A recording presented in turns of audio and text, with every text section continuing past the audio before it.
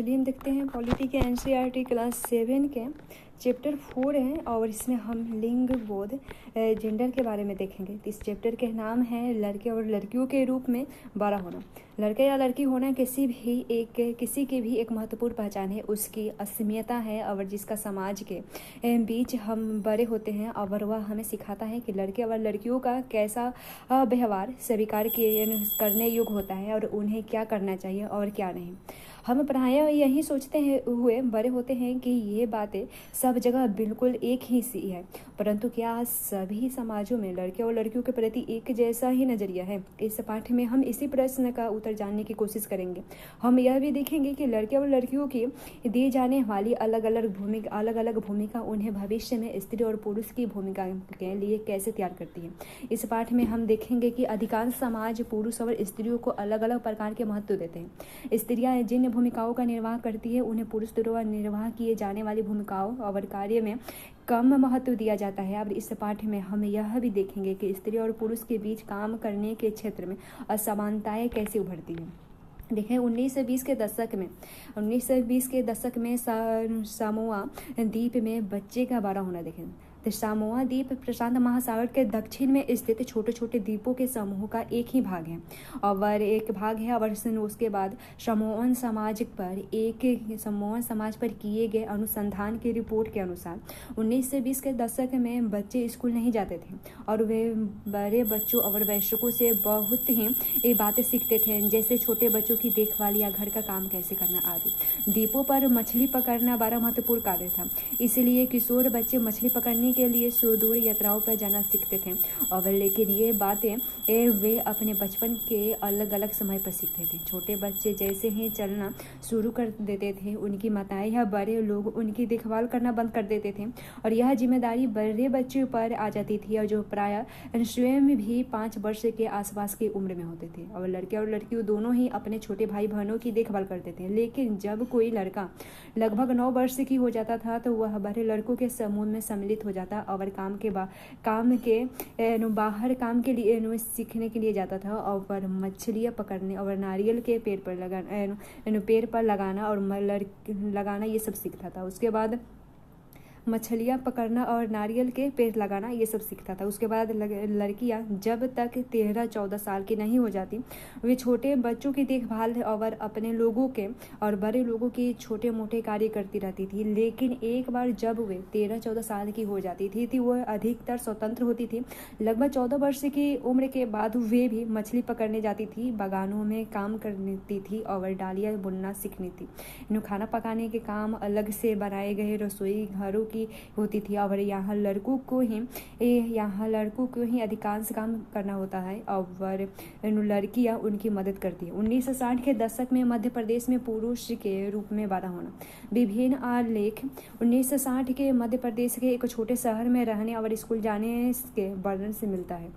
Class 6 में आने के बाद लड़के और लड़कियां अलग अलग स्कूल में जाते हैं। लड़कियों के स्कूल लड़कों के स्कूल से बिल्कुल अलग ढंग की बनाए जाते हैं और उनके स्कूल के बीच में एक आंगन होता है जहां वे बाहरी दुनिया से बिल्कुल अलग रहकर स्कूल की शिक्षा से स्कूल के सुरक्षा में खेलती थी। और लड़कों के स्कूल में जैसा कोई आंगन नहीं होता था, बल्कि उनका खेल मैदान बस एक बड़ा सा खुला स्थान था जो स्कूल से लगा हुआ था। हर शाम स्कूल के बाद लड़के सैकड़ों लड़कियों की भीड़ को सरकारी गलियों से जाते हुए देखते थे और सड़कों पर जाती हुई लड़कियां बड़ी गंभीर दिखती थी और यह बात लड़कों से अलग थी जो सड़कों को अनेक कामों के लिए उपयोग करते थे। यूं ही खड़े खाली समय बिताने के लिए, दौड़ने और खेलने के लिए और साइकिल चलाने के लिए और उसके बाद कर्तव्यों को आजमाने के लिए। लड़कियों के लिए गली सीधे पर घर पहुंचने का एक माध्यम थी। लड़कियां हमेशा समूहों में जाती थी और शायद उनके मन में यह डर रहता था कि कोई उन्हें छेड़ न दे या उन पर हमला न कर। ऊपर के 2 उदाहरणों को पढ़ने के बाद हमें लगता है कि बड़े होने के भी कई तरीके होते हैं। हम प्राय सोचते हैं कि बच्चे एक ही तरीके से बड़े होते हैं। ऐसा इसलिए क्योंकि हम अपने अनुभव से ही सबसे ज़्यादा परिचित होते हैं। यदि हम अपने परिवार के बुजुर्गों से बात करें तो पाएंगे कि उनका बचपन शायद हमारे बचपन से भिन्न था। यह हम यह भी अनुभव करते हैं कि समाज लड़के और लड़कियों में स्पष्ट अंतर करता है। यह बहुत कम आयु से ही शुरू हो जाता है। उदाहरण के लिए उन्हें खेलने के लिए विभिन्न खिलौने दिए जाते हैं। लड़कों को पराये खेलने के लिए कारें दी जाती है और लड़कियों के खेलने के लिए गुड़िया। दोनों ही खिलौने खेलने में बड़े आनंददायक हो सकते हैं, फिर भी लड़कियों को गुड़िया और लड़कों को कार क्यों दिए जाते हैं?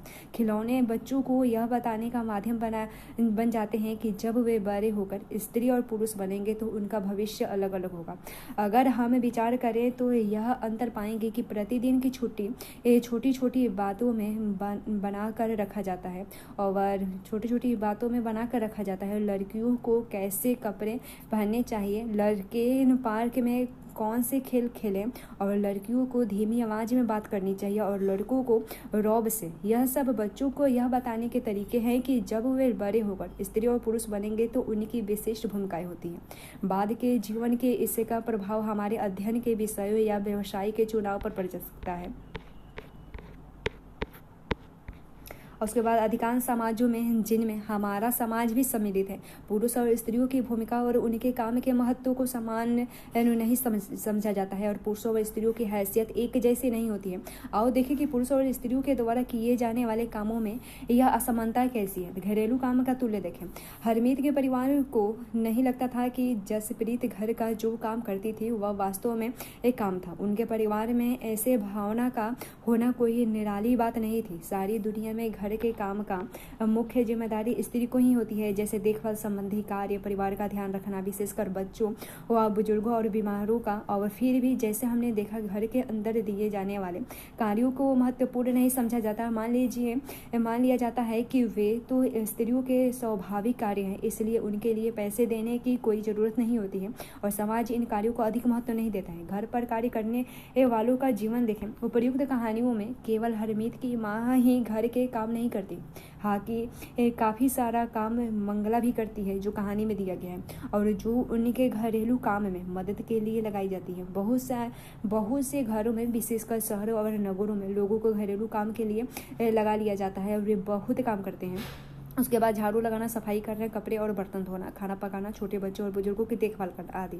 घर का काम करने वाली अधिकांशतः स्त्रियां होती हैं। कभी कभी इन कार्यों को करने के लिए छोटे लड़के या लड़कियों को काम पर रख लिया जाता है। घरेलू काम का अधिकांश महत्व तो नहीं है, इसलिए उन्हें मजदूरी भी नहीं दी जाती और जिसको दी जाती उसकी कम दी जाती है। घरेलू काम करने वाले का दिन सुबह 5 बजे से शुरू होकर देर रात 12 बजे तक चलती है और जी तोड़ कर मेहनत करने के बावजूद प्रायः उन्हें नौकरी पर रखने वाले उन्हें सम्मानजनक व्यवहार नहीं करते। दिल्ली में घरेलू काम करने वाली एक स्त्री मेलानी ने अपने अनुभव के बारे में इस तरह बताया था। उसने बताया कि मेरी पहली नौकरी एक अमीर परिवार में लगी थी जो 3 मंजिले भवन में रहता था और मेम साहब अजीब महिला थी जो हर काम करवाने के लिए चिल्लाती रहती थी और मेरा काम रसोई का था। दूसरी 2 लड़कियां सफाई का काम करती थी और हमारा दिन सुबह 5 बजे से शुरू होते हैं और नाश्ते में हमें 1 प्याला चाय और 2 रूखी रोटियां मिलती थी और हमें तीसरी रोटी कभी नहीं मिलती। शाम के समय जब मैं खाना पकाती थी तो 2 लड़कियां मुझसे 1 और रोटी की मांग रही थी और मैं चुपके से उन्हें 1 रोटी दे देती थी और खुद भी 1 रोटी ले लेती थी। हमें दिन भर काम करने के बाद बड़ी भूख लगती थी और हम घर में चप्पल नहीं पहन सकते थे। ठंड के मौसम में हमारे पैर सूज जाते थे और मेम साहब से डरती थी और परंतु मुझे गुस्सा भी आता था और अपमान भी महसूस होता था कि क्या हम दिन भर काम नहीं करते थे, क्या हम कुछ सम्मानजनक व्यवहार के योग्य नहीं हैं। वास्तव में जिसे हम घरेलू काम कहते हैं उनमें अनेक कार्य सम्मिलित रहते हैं। इनमें से कुछ कामों में बहुत शारीरिक श्रम लगता है। ग्रामीण और शहरी क्षेत्र में औरतों और लड़कियों को दूर दूर से पानी लाना पड़ता है।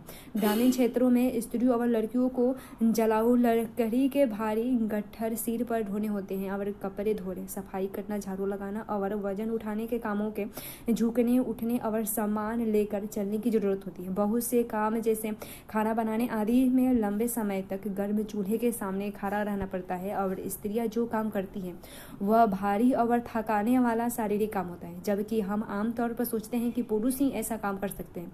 घरेलू और देखभाल के कामों का एक अन्य पहलू जिन्हें हम महत्व नहीं देते वह है इन कामों में लगने वाला लंबा समय। वास्तव में यदि हम स्त्रियों द्वारा किए जाने वाले कामों के और बाहर के कामों को जोड़ें तो हमें पता चलता है कि कुल मिलाकर स्त्रियां पुरुष से अधिक काम करती है। निम्नलिखित तालिका भारत के केंद्रीय सांख्यिकीय संगठन द्वारा किए गए विशेष अध्ययन के कुछ आंकड़े 1998 से 99 के हैं और देखिए क्या आप रिक्त स्थान को भर सकते हैं।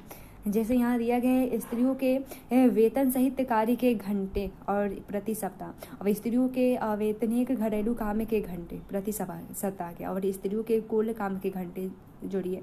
उसके बाद पुरुषों के वेतन सहित कार्य घंटे प्रति सप्ताह के और पुरुषों के अवैतनिक घरेलू काम के घंटे जोड़िए कि कितने करते हैं प्रति सप्ताह में और पुरुषों के कुल काम के घंटे।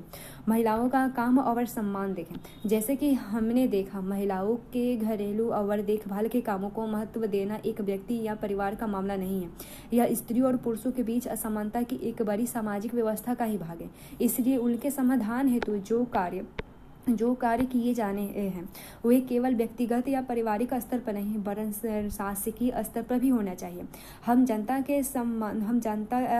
हैं कि समानता हमारे संविधान का महत्वपूर्ण सिद्धांत है। संविधान कहता है कि स्त्री या पुरुष होने के आधार पर भेदभाव नहीं किया जा सकता, परंतु वास्तविकता में लिंग भेद किया जाता है। सरकार उनके कारणों से समझने के लिए और इस स्थिति का सकारात्मक निदान ढूंढने के लिए वचनबद्ध है। उदाहरण के लिए सरकार जानती है कि बच्चों की देखभाल और घर के काम का बोझ महिलाओं और लड़कियों पर पड़ता है। स्वाभाविक रूप से इसका असर लड़कियों के स्कूल जाने पर भी पड़ता है। इससे भी निश्चित होता है कि क्या महिलाएं घर के बाहर काम कर सकती है या करेगी, यदि करेगी तो किस प्रकार काम या कार्य क्षेत्र चुनेगी। पूरे देश के कई गाँवों में शासन ने आंगनबाड़ी और बालवाड़ियाँ खोली है और शासन ने एक कानून बनाया है जिसके तहत यदि किसी संस्था में महिला कर्मचारी की संख्या 30 से अधिक है तो उसे वैधानिक रूप से बालवाड़ी यानी क्रेश की सुविधा देनी होगी। और बालवाड़ी की व्यवस्था होने से बहुत सी महिलाओं को घर से बाहर जाकर काम करने में सुविधा होगी। इससे बहुत सी लड़कियों का स्कूल जाना भी संभव हो सकता है।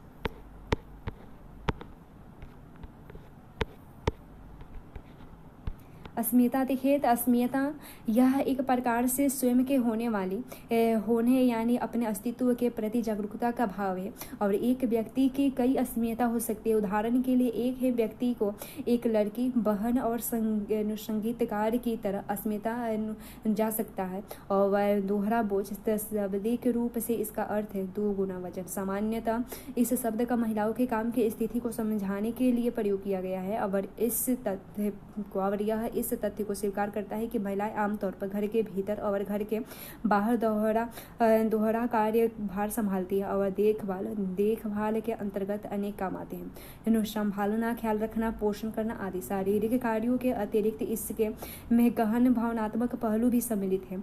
उसके बाद अमूल्यतः देखें तो जब कोई अपने काम के लिए अपेक्षित मान्यता या स्वीकृति नहीं पाता तब वह स्वयं को अमूल्यत महसूस करता है। उदाहरण के लिए देखें, अगर कोई लड़का अपने मित्र के लिए घंटों सोच विचार कर बहुत खोज कर एक उपहार बनाता है और उसका मित्र उसे देखकर कुछ भी ना कहे तो ऐसे में पहला लड़का अवमूल्य महसूस करता है।